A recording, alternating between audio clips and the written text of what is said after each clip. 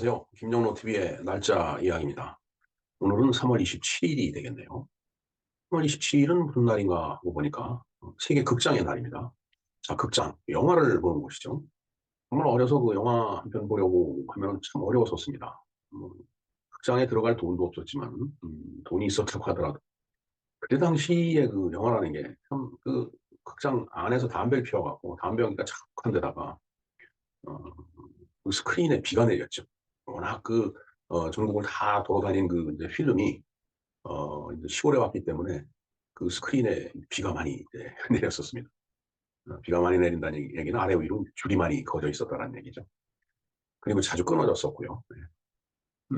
그런가 하면은 참 어, 그 영화관 출입물 쪽에서 보면은 뭐 추운 겨울에는 엄청난 바람이 들어오고 그다음에 그 크레졸 냄새, 예, 그 화장실 소독하는 그 소독약 냄새, 그리고 그 화장실의 찌린내, 뭐 이런 것들이 엄청 들어왔었어요. 제 어렸을 때 극장에 대한 그 추억이 그렇습니다. 그러나 지금은 이제 그렇진 않죠. 아주 정말 그 좋은 시설에, 좋은 그 음향에, 좋은 영상에, 정말 참, 세상이 정말 뭐라 그럴까요? 좀 많이 바뀌었습니다. 좋은 세상이 된 것만 확실합니다. 예, 그런가 하면은 오늘이 이 엑스레이를 발견한 렌트겐의 그 생일, 즉 태어난 날이 되겠습니다. 엑스레이는 인간의 삶에 특히 이제 어 뼈를 다쳤을 때 그 다친 부위를 확인하는 이제 아주 유용한 그런 이제 어 매질이죠. 예. 그래서 그 엑스레이를 어떻게 이제 우리 인류가 활용하고 있는지 그거에 대해서 한번 간단하게 한번 알아보도록 하겠습니다.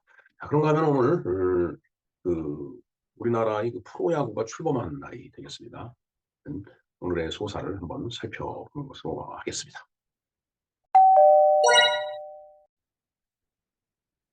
예, 세계 극장의 날에 대해서 먼저 알아보겠습니다. 예, 3월 27일이 이제 극장의 날이라고 그랬죠. 이게 극장 문화를 축하하는 국제 협약일이다. 라는 것이 뭐 간단한 그 정의라고 볼 수가 있겠습니다.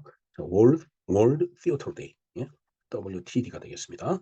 자, 이날은 국제 극장 연구소 ITI, International Theater Institute, 국제 세계 극장 연구소가 되겠습니다. 이 연구소에 의해서 1961년에 제안이 되어서 1962년부터 이제 시작이 됐다라고 하네요. 자, 이날은 ITI 센터와 국제 연극 커뮤니티가 매년 3월 27일 날 이 날을 기념을 하는 걸로 되어 있습니다. 그래서 이 행사를 기념하기 위해서 다양하게 이제 국내외에서 이제 연극 행사가 이제 개최가 되는 거죠. 이 중에 가장 중요한 것 중 하나는 ITI 초청으로 세계적 위상의 인물이 극장과 평화 문화를 주제로 해서 자신의 경험을 공유하는 이제 국제 메시지를 내놓는다라는 그런 얘기가 되겠습니다. 이날 뭐 이제 초청을 많이 받겠죠. 이제 사람들이. 근데 그중에서도 이제 좀 세계적으로 이름난 그런 이제 배우 아니면 그런 스텝 그런 인물들이 극장과 평화 문화를 주제로 해 갖고 뭔가 메시지를 내놓는 거예요. 그래서 인제 그걸 인제 전 세계에다 전파하고 해서 인제 그런 정신을 같이 공유하는 이제 그런 인제 행사를 갖는 겁니다. 자, 세계 극장의 날은 1961년 6월 비엔나에서 개최된 제9회 ITI 세계대회에서 세계 극장의 날을 제정할 것을 국제극장연구소의 핀란드 센터를 대표해서 아르비 키비마 회장이 제안을 했다라고 되어 있네요. 참 이름이 참 독특합니다. 아르비 키비마. 예.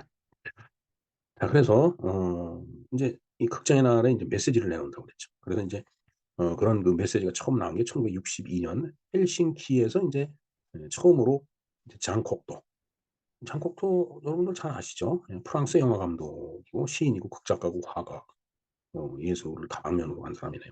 예, 장콕토가 인제 그런 메시지를 내놨는데 음 그래서 인제 이 스칸디나비아 센터가 적극적으로 거기다 동의를 해 갖고 이제 그러한 제안이 이제 박수와 함께 인제 채택이 된 거예요. 뭐 메시지를 내놓는다는 거 이제 메시지를 이때부터 인제 뭔가 내놓음으로 인해 갖고서 야 이게 뭐 해마다 예를 들어서 어떤 극장에 관한 행사를 할 때 되면은 그 행사에 참석하는 사람들 중에서 정말 전 세계적으로 어떤 영향을 끼칠 수 있는 그런 뭐 영화에 관련된 사람들이 뭔가 그 인류를 향해서 하고 싶은 얘기를 한 마디씩 던지는 거다라는 얘기죠. 네.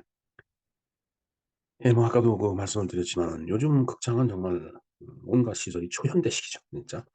가서 그 의자에 앉으면은 정말 푹신하고 아주 넓고 근데 정말 옛날 극장의 그 의자라고 하는 거는 정말 까딱하기 데 없는 아주 좁은 그런 인제 의자였어요. 그래서 인제 그 의자에 그래도 거기 하나 얻어 갖고 앉으려고 그걸 그런 자리를 얻지 못하면 이제 서서 봐야죠, 복도에. 근데 복도도 중간에 앉으면 뒷사람이 안 보이니까 양쪽 끝에 쭉 그 벽 쪽으로 이렇게 늘어서 갖고서 인제 쭉 늘어서서 이제 스크린 화면을 향해서 인제 서서 이제 구경을 하는데, 아니면은 중간에 있는 복도 같은 데는 이제 앉아야 되겠죠, 쭈그리고. 참 좋은 시절이 된 겁니다, 사실은. 그래서 인제 그 제가 어려서 경험했던 여러 가지 시골 극장의 모습, 그걸 인제 모두에 다 말씀을 인제 드렸어요. 스크린에 비가 내린다는 등, 아니면 담배 연기가 자욱하다는 등, 그다음에 또 크레졸 냄새를 비롯한 소위 화장실 쪽으로부터 들어오는 묘한 찌린내 같은 그런 야릇한 냄새, 그걸 객석에서 인제 출입구 쪽에 있는 객석에서는 냄새를 실컷 맡아가면서 인제 영화를 봤죠. 예. 그래도 그 영화 한 편 보려고 참. 그리고 인제 그때는 주로 인제 흑백 영화였습니다. 그래도 그 흑백 영화 한 편을 보려고 정말 애를 이제 썼죠. 예. 그리고 인제 간판은 인제 어 손으로 전부 그린 거예요. 그러니까 일단은 그 영화가 인제 한 편이 인제 쭉 배급이 되면은 거기에 따라서 인제 영화 포스터가 따라오죠. 주인공 얼굴이 탁 나오고 감독이 누구고 제목 탁 써 있고. 그러면은 그 동네에서 그 지역에서 그림 좀 쪼끔 인제 그린다고 이제 하는 그런 학생들이 인제 학교를 졸업하면은 거기에 인제 취직을 해요. 그럼 극장 인제 전면에다가 큰 인제 간판을 이렇게 붙이죠. 여러분들 야인 시대에서 보면 오미관 인제 풍경이 가끔 나오는데 그 앞에 인제 커다란 간판을 쭉 붙이듯이 인제 그런 식으로 붙였어요, 옛날에. 요즘이야 뭐 음 진짜 모니터 큰 걸 붙이고 또 그림을 갖다 걸어도 실사출력을 해 갖고 오리지널 그림이 그대로 나오죠. 근데 옛날에는 그런 시설이 설비가 없었기 때문에 예를 들어 신성이 러맹란이 주인공이다 그러면 두 사람이 나와 있는 그 포스터를 보고 똑같이 그림을 그립니다, 거기다가. 인제 옛날에 그리는 걸 한번 옆에 가서 봤는데, 왜냐면 저희 바로 집 옆에 사는 선배가 나름대로 그림을 많이 그렸어요. 잘 그렸어요, 학교 다닐 때. 그러니까 인제 중학교, 고등학교 졸업하면은 인제 그때는 더 이상 취업 진학이 쉽지 않으니까, 그러면은 인제 그런 데 가서 인제 어 영화 포스터를 그린 거죠. 인제 보면은 그 그림을 인제 이 자루에다 대고 이렇게 모는 종이같이 이렇게 쫙 저기를 긋더라고요, 선을. 그리고 나서 인제 어 이 그려야 되는 입간판 간판에다가도 인제 모는 종이같이 이렇게 줄을 쫙 쳐 놓고 대체적으로 인제 위치를 잡는 거죠, 인제. 얼굴의 어떤 전체적인 윤곽 같은 거를. 그리고 그걸로 인제 그대로 옮겨서 인제 똑같이 인제 그리려고 애를 씁니다. 근데 정말 똑같이 그리는 이런 경우도 있고 그렇지 못한 경우도 있는데, 네, 아주 똑같이 그리면은 정말 잘 그렸다고 칭찬을 받았을 거고, 그렇지 못하면은 인제 욕도 먹고 그랬겠죠. 그때 당시에는 욕만 먹었겠어요. 정말 막 두드려 맞고 맞으면서 일 배우고 그랬죠, 그때는. 그 시대가 그랬습니다. 60 년대 이 무렵이니까. 자, 그래서 손으로 그린 간판이라는 게 이제 그런 추억을 제가 인제 생각을 하고서 인제 썼던 글이고요. 예. 추억어린 광경, 그리운 광경. 이제는 아련한 인제 추억이다. 이런. 글쎄요. 어느 해인가 추석날이었어요. 근데 지금은 돌아가셨지만 인제 저희 어머니, 제가 국민학교 다닐 때니까 어머니도 젊었을 때죠, 사실은. 근데 인제 어 저녁 때 인제 영화 극장이 인제 시작할 때가 돼 갖고 인제 극장 구경을 가자고 그러니까 바쁘니까 근데 먼저 가라고 그러더라고요. 인제 자리를 잡고 이렇게 앉았어요. 근데 벽 쪽에 이렇게 쭉 서 갖고서 인제 영화를 보는 인제 아주머니들이 쭉 있더라고요. 근데 딱 보니까 어둠 속인데 딱 엄마예요, 제가 봤을 때. 그래서 인제 딱 불렀어요. 응? "엄마 여기 자리 있으니까 빨리 이리 오라고." 근데 어둠 속에서 아주 비슷한 어머니하고 정말 윤곽이 비슷해서 제가 "엄마, 엄마." 부르면서 인제 이리 빨리 오라고 그랬는데 그 양반이 계속 부르면은 대답도 하고 막 그러더라고요. 그러더니 "난 네 엄마 아니야." 네. 그때 보니까 저고리 저기 옷고름이 다르더라고요. 어머니는 이렇게 옷고름이 없고 뿌러지로다 이렇게 인제 묶는 그런 옷이었는데, 그분은 인제 이 옷고름이 있어 갖고 이렇게 길게 늘어뜨리고서 있는 모습이 그때 눈에 들어오더라고요. 그래서 '아, 엄마가 아니구나.' 어 아주 한편 부끄럽기도 했고 한편 아쉽기도 했고 엄마인 줄 알았었는데, 엄마 지금 돌아가셨지만은 정말 언제나 불러도 정겨운 이름이 엄마죠. 예. 여러분들 다 마찬가지일 겁니다. 네, 그런 극장의 날에 그런 추억이 있어서 한 말씀 드렸습니다. 자, 그런가 하면은 오늘이 이 렌트겐의 생일입니다. 렌트겐 하면 엑스레이를 발견한 과학자죠. 오늘 인제 렌트겐이 태어났는데 이 사람은 독일 사람이에요. 1845년 오늘 독일의 빌헬름 콘라트 렌트겐이 인제 탄생을 했다. 이 사람이 X선을 발견했어요. 뭔가 실험을 하다가 X선을 발견했는데 이게 차고 나니까 저쪽 필름에 이 사람 뼈 같은 게 인제 이렇게 감광이 돼서 인제 나타나는 게 정말 이상하다. 근데 이게 뭔지 도저히 알 수가 없어서 미지수 X를 표현해 갖고서 인제 음 명명을 한 거죠. 그래서 엑스레이가 된 겁니다 이게. 엑스레이의 X가 뭐 다른 의미가 있어서가 아니고 정말 뭔지 모르는 그런 어떤 '빛이 있구나.' 그래서 엑스레이를 발견한 거예요. 물론 뭐 엑스레이에 대해서 과학적으로 공학적으로 설명하려면 것도 뭐 끝도 없이 인제 긴 얘기가 되기 때문에 그건 뭐 기회가 되면 다시 한번 뭐 엑스레이 주파수라든가 이런 거 다시 한번 말씀을 드리는 걸로 하고 오늘은 인제 우리가 병원에 갔을 때 엑스레이가 어떻게 쓰이고 있는지 그거를 한번 간략하게 말씀드립니다. 통상적으로 가면은 인제 엑스레이 촬영실에 가라고 그러면은 인제 여러분들이 인제 이렇게 그 뭐 엑스레이를 찍을 수 있는 종이장 같은 걸 하나 들고서 인제 거길 가죠. 네. 거기에 인제 뭐 이름이나 뭐 그러면 인제 의사가 인제 이 사람 어디 어디를 엑스레이 찍으라고 표시를 해 갖고 보내주는 거예요. 그럼 인제 엑스레이 기사가 딱 받아 갖고 인제 어 그 소위 엑스레이 장치 앞에 가서 이렇게 자세를 잡죠. 뭐 가슴을 찍는 사람은 뭐 뒷짐을 짚고서 어 강광 판넬에다가 인제 이렇게 가슴을 맞대고 뭐 세운다든가 아니면은 플로팅 테이블 위에 이렇게 올라가 앉으면 뭐 이런 저런 자세 뼈를 볼 수 있는 그런 자세를 이렇게 딱 만들어 갖고 찍죠. 예. 그런 데서 찍는 것이 인제 일반 촬영이에요. 그냥 그야말로 어 그러니까 2 차원의 영상을 갖다가 만들어 내는 이제 그런 인제 일반 촬영이죠. 근데 그런가 하면은 이제 모바일 촬영이 있습니다, 모바일. 모바일 촬영은 엑스레이 기계가 통상적으로 무거우니까 이렇게 일반 촬영실 안에 이렇게 설치가 돼 있는데 예를 들어서 뭐 움직이지 못하는 환자 같은 경우는 그다음에 수술실에 있는 환자는 데리고 나올 수가 없잖아요. 그러니까 인제 어 환자가 있는 대로 엑스레이 촬영 장치가 옮겨가야 되니까 이제 그런 경우에 쓰는 것이 바로 모바일 엑스레이 장치입니다. 그다음에 인제 여러분들 그 치과에 가면은 덴탈 엑스레이가 있습니다. 이 어금니 같은 데 찍을 때 이렇게 딱 찍는 덴탈 엑스레이가 있고 자 그게 인제 일반적인 엑스레이 촬영하는 장치고 그다음에 영상 촬영을 하는 경우가 있어요. 이미지 촬영이죠.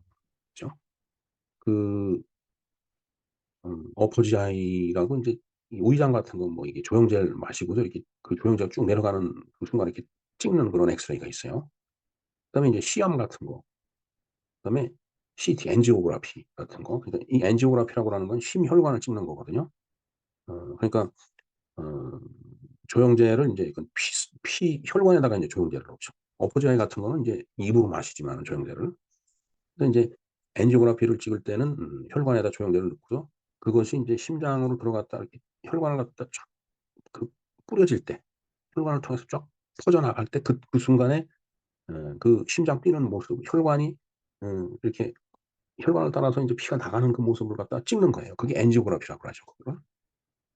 그래서 인제 거기서 심근경색 환자들이 인제 혈관이 막히고 그런 게 거기서 나타나게 돼요. 그러면은 인제 혈관 속에다 인제 이렇게 카테터 같은 걸 집어넣어 갖고 확장도 시키고 그다음에 음 스텐트 풍선으로 확장도 시켜 주고 그다음에 스텐트 같은 걸 넣어서 이렇게 혈관을 갖다 이렇게 늘려 놓고 지지하게끔 그렇게 만들어 놓는 거예요, 스텐트를 넣어 갖고.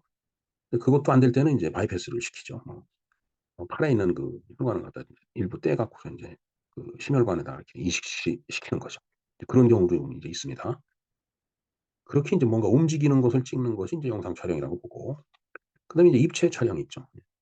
여러분들 치아는 이렇게 타원으로 구조가 돼 있잖아요. 앞니부터 어금니까지 이렇게 굽어 있잖아요. 근데 치과에 가서 보면 그게 인제 평면상에 이렇게 그림으로 딱 나타나 있거든요.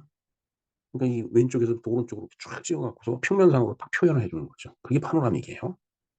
여러분들 스마트폰을 갖고서 보면 파노라믹 기능이 있습니다. 근데 그게 그거예요. 이게 360 도라든가 아니면 180도 이렇게 쫙 찍어도 그림으로 딱 나타나는 거 한 평면으로.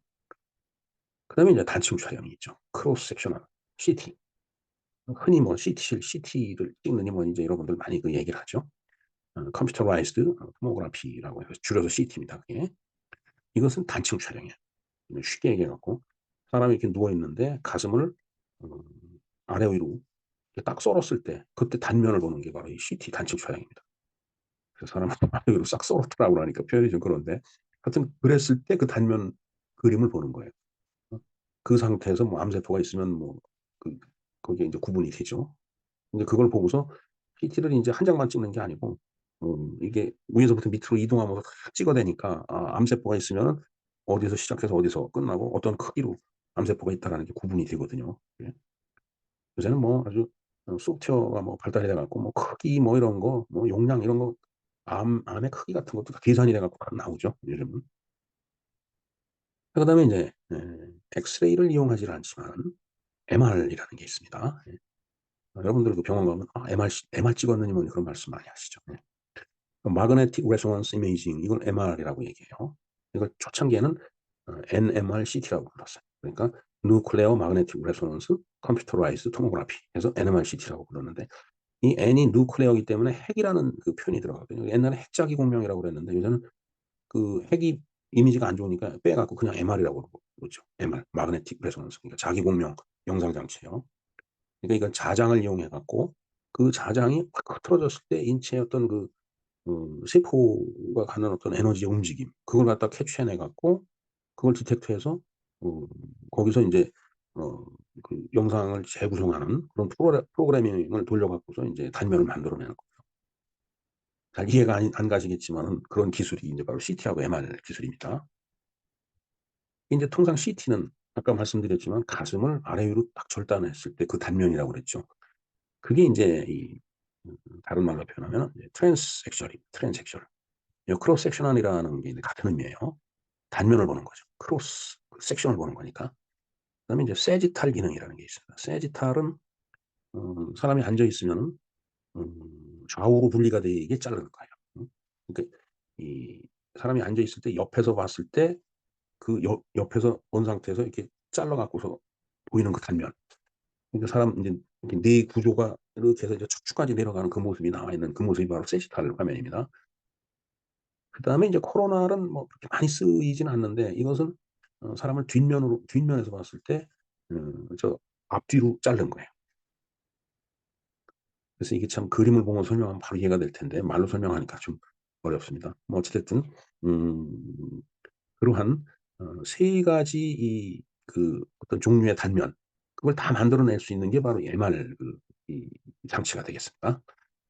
근데 CT든 MR이든 그다음에 이제 뭐 요새는 입체 촬영이든 영상이든 일반 촬영이든 전부 디지털화가 돼 있어요. 옛날에는 그림을 엑스레이를 탁 찍으면은 저쪽 필름에 그대로 인제 감광이 되는데 그 엑스레이를 통과하지 않는 뼈 같은 데는 하얗게 나타나고 통과하는 데는 까맣게 나타나죠. 그러니까 뼈 모양이 나타나는 거거든요. 그런데 지금은 그게 전부 그 디지털화 돼 갖고 옛날 같으면 그 필름으로 이렇게 인제 찍어내 갖고 그 필름을 들여다봤는데 요새는 전부 인제 컴퓨터 이미지로 나오죠. 거기에 동원되는 기술이 인제 바로 이 DSP 디지털 시그널 프로세싱이 되겠습니다. 그래서 인제 언젠가 또 말씀드렸지만은 이 디지털 세상 정말 눈에 보이지 않는 그 세상인데 그 눈에 보이지 않는 세상에 들어있는 데이터를 물떡주물떡 하는 그 기술이 있어요. 그게 소프트웨어 기술이죠. 그래서 소프트웨어 엔지니어가 나쁜 마음을 먹으면은 음 환자의 머릿속에 뭐 암세포가 이만하게 뭐 그림도 만들어낼 수도 있고 없는 병도 만들어낼 수 있고 인제 그렇죠. 또 있는 병도 없앨 수도 있어요, 그림상으로. 사람을 그 치유하는 게 아니고. 그 정도로 디지털 세상은 무궁무진하고 그다음에 알 수가 없는 그런 공간이다라는 얘기죠. 그래서 인제 제가 말씀드리는 게 어 이 디지털 세상에 이게 도덕심이 뒤따르지 않으면은 정말 엉망인 세상을 만들 수 있는 게 바로 이 디지털 세상이고 그걸 다루는 기술이 바로 디지털 시그널 프로세싱 기술이다라는 얘기죠. 줄여서 DSP라고 얘기를 하죠. 예. 예. 뭐 언뜻 이해가 안 가시는 그런 얘기가 될는지 모르겠지만은 정말 참 알 수 없는 세상이 지금 펼쳐지고 있는 건 사실입니다. 그다음에 이제 오늘이 1982 년에 이제 프로야구가 출범한 이날 이제 시구를 전두환 대통령이 이제 했다라고 기록에 남아 있습니다. 저도 본 것 같아요. 아주 16 인치 그 컬러 TV가 이때 나왔던가 아마 그랬죠 아마. 처음. 네. 그다음에 여기 3S 플릿이라고 그래서 국민의 관심을 호도했다라고 돼 있는데 그 3S가 스포츠, 그다음에 스크린 영화, 그다음에 섹스예요. 음. 그래서 그 3S 플릿이라고 인제 그랬죠. 그래서 저때 당시가 사실은 그 80 년에 광주에서 인제 그 큰 소요 사태가 있었죠. 네. 이제 그런 것들 때문에 정치적으로 엄청 시끄러웠기 때문에 국민들의 관심을 다른 쪽으로 이렇게 유도하기 위해서 저 3S 플래시를 시행을 했다라는 그런 말이 있는데 뭐 정치하는 사람들이 그때 정말 그랬는지 그건 잘 모르겠습니다. 그런 말이 있어요 지금. 자 그리고 어떻게 보면은 한국 사회에서 80 년대 그 학생 운동이 70 년대와는 완전히 다르게 인제 마르크스주의를 탐닉하게 되죠. 예. 대한민국 사회로서는 참 불행한 일입니다. 지금 그들이 이 우리나라 정치 일선에 온갖 그 요소요소에 다 들어있기 때문에 우리 사회가 지금 굉장히 갈등하고 어그적거리는 그 흐름으로 지금 움직이고 있지 않나. 이게 또 디지털 세상하고 맞물려 갖고 정말 내일을 알 수 없는 그런 세상을 지금 살고 있는 게 사실이죠. 예. 그래서 인제 기억나는 그 홈런 장면이 있습니다, 야구하니까. 프로야구 개막전에서 이선희하고 이종도하고 붙었어요. 이선희가 투수고 이종도가 인제 타자였는데 이 개막전에서 이종도가 이선희가 던진 공을 어 그냥 받아치셔서 홈런을 쳤죠. 근데 그게 말로 홈런이었어요. 그 바람에 어 이선희는 삼성용, 이종도는 MBC 청룡이었죠. 그 MBC 청룡한테 삼성 라이온즈가 졌습니다 그래서. 예 그리고 나서 인제 그거는 그해 개막전이고 그해 폐막전이 있었어요. 한국 시리즈 폐막전. 여기선 또 이선희하고 김요동하고 붙었어요. 이 김요동이 또 받아쳤어요. 그 홈런이 됐어요. 근데 그게 또 말로 홈런이었어요. 그래서 어 김요동 오비였죠, 오비.